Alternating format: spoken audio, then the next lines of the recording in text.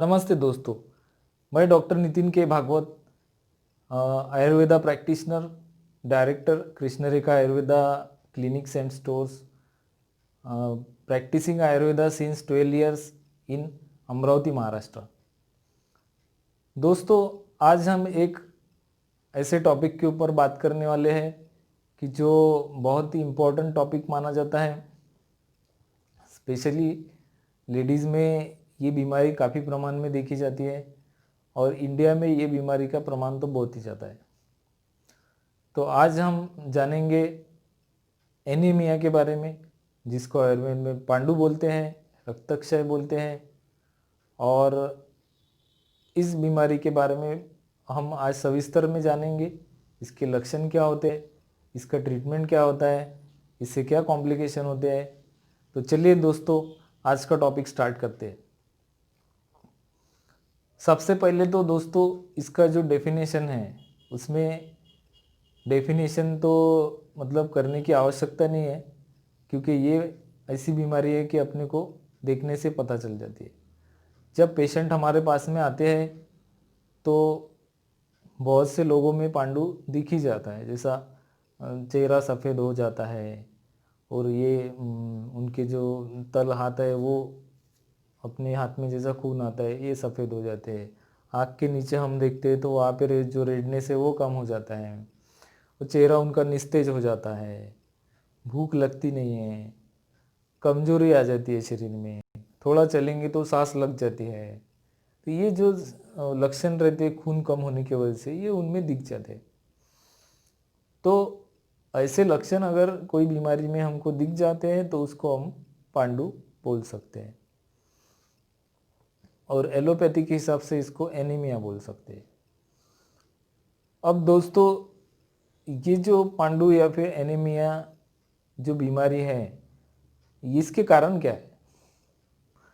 आयुर्वेद में हम जब देखते हैं तो कोई भी बीमारी का कारण, हेतु, ये सबसे इम्पोर्टेंट माना जाता है, क्योंकि जब तक उसका कारण हमको पता नहीं चलेगा तब तक हम उसको जड़ से ठीक नहीं कर सकते। ठीक है ना? तो इसलिए आयुर्वेद हर बीमारी के कारणों के बारे में, निदान के बारे में, या फिर उसी को हेतु भी कहते हैं, उसके बारे में आयुर्वेद चर्चा करता है। क्योंकि जब तक कोई बीमारी का हेतु या फिर निदान हम दूर करते नहीं है, वो बीमारी पूरी तरह से ठीक होती नहीं है, ऐसा आयुर्वेद का मानना है। फॉर एग्जाम्पल, किसी को अगर पांडु हो गया है, उसको बाहर से हम थोड़ा बहुत खून दे देंगे और कुछ इंजेक्शन लगा देंगे, कुछ दिन उसको अच्छा लगेगा, बाद में उसका खून कम हो जाएगा। ऐसा क्यों होता है दोस्तों? क्योंकि उसके जो कारण हैं, जो हेतु है, उसका ट्रीटमेंट हम नहीं करते हैं, और खाली जो दिख रहा है सिम्टम्स, उसका हम ट्रीटमेंट करने की वजह से ये ऐसा हो जाता है। तो इसके कारण जब हम देखने जाते हैं तो सबसे इम्पोर्टेंट इसमें कारण खान पान के बोले हैं। जैसे खान पान में लोगों को बहुत ज़्यादा गर्म, बहुत तीक्ष्ण चीज़ें, तीक्ष्ण, अब आपको मैं डिटेल समझाता। जैसे मीरा हो गया, मीरे, काला काला मीरा, काली मिर्च जिसको बोलते हैं हिंदी में। मैं थोड़ा मराठी हूँ इसलिए थोड़ा आपको तकलीफ जाएगी, लेकिन फिर भी मैं कोशिश करूँगा। जो दालचीनी है, काली मिर्च है, ये जो गरम जो चीज़ें हैं मसाले की, ये इसको तीक्ष्ण बोलते हैं। बाद में खट्टा खाने की बहुत आदत रहती है लोगों को, बहुत ज़्यादा खट्टा खाते, तो उससे भी पित्त बिगड़ जाता है और ये प्रॉब्लम क्रिएट हो सकता है। तीखा, तीखा खाने की आदत, विदाई अन्न, जो खाने के बाद में जिसका विदा हो जाता है, जैसे दही हो गया, दही अभिसंधि रहता है, और बहुत से ऐसी बासी चीज़ें जो खाने के बाद में पेट में विदा हो जाता है, विदा ही अन्नपान।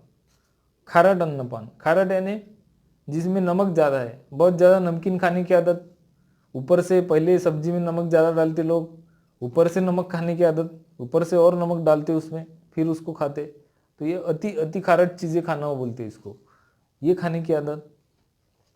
बाद में कुछ लोगों को बहुत ज़्यादा व्यायाम करने की आदत रहती, अति प्रमाण में व्यायाम करते, मतलब व्यायाम का अति ये करना, अतिरेक करना, ठीक है।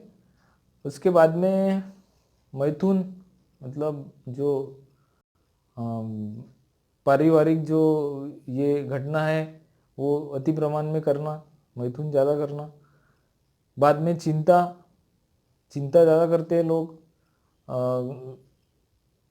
डर में ज़्यादा रहते हैं, कोई भी चीज़ का शौक करते रहते हैं, कोई चीज़ मिली नहीं ज़िंदगी में, ये करना था वो हुआ नहीं, कुछ पाना था वो नहीं पाया, तो उसकी वजह से वो शौक करते रहते हैं, मतलब दुखी रहते हैं, उसके वजह से भी उनका पित्त खराब हो जाता है। पित्त को बढ़ाने वाला और खराब करने वाला सबसे और एक कारण है क्रोध करना।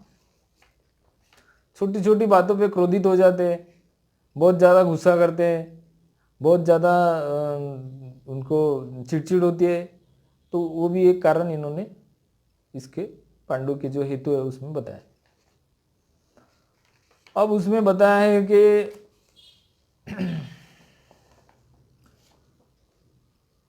नीज और आगंतुज ऐसे दो एक टर्मिनोलॉजी है आयुर्वेद में। आगंतुज यानी जो बाहरी कारणों की वजह से होता है, और नीज यानी जो अंदर के कारणों की वजह से होता है, मतलब दोषों के प्रकोप के वजह से होता है। तो ऐसा अगर रक्तस्राव बॉडी में होता है कोई भी कारण से, फॉर एग्जाम्पल किसी किसी को बवासीर है तो उसमें से बहुत सारा खून निकल जाता है, किसी किसी को पीरियड में ज़्यादा जाता है लेडीज़ लोगों को, जिसको अत्यार्थ बोलते हैं, तो ये उसके कारण से शरीर में का खून निकल जाता है। अब कभी समझो एक्सीडेंट हो गया है, एक्सीडेंट में अगर किसी का पैर कट गया है या फिर हाथ कट गया है तो उसमें से बहुत सारा खून निकल जाएगा। हेड इंजरी हो जाती है, उसमें से खून लोगों को जाता है। तो ये सब कारणों की वजह से जब खून शरीर का निकल जाता है, वो एक इसका एनीमिया का पांडु का कारण बताया। अब ये इसकी संप्राप्ति कैसे होती है, मतलब ये कैसा होता कैसे ये पांडु, तो ये सभी मैंने जो आपको कारण बताए, ये कारणों से जब दूषित पित्त जो रहता है, जो ये कारणों से खराब हुआ हुआ जो पित्त है, वो अन्न रस के साथ में मिलके हृदय में जाके उसके बाद में पूरे शरीर में 10 वाहिनियों के द्वारा शरीर भर में उसका प्रसार होता है, और रस रक्त वायु कफ त्वचा को दूषित कर देता है। त्वचा को दूषित करने के बाद में हमको दिख जाता है कि उसकी त्वचा ड्राई हो गई है और उसको वो सफ़ेदी आ गई है त्वचा पे, ठीक है ना। तो वो जैसे जैसे ये रक्त मांस वायु कफ और त्वचा को दूषित करता है तो वो अपने को सिम्टम दिख जाते हैं।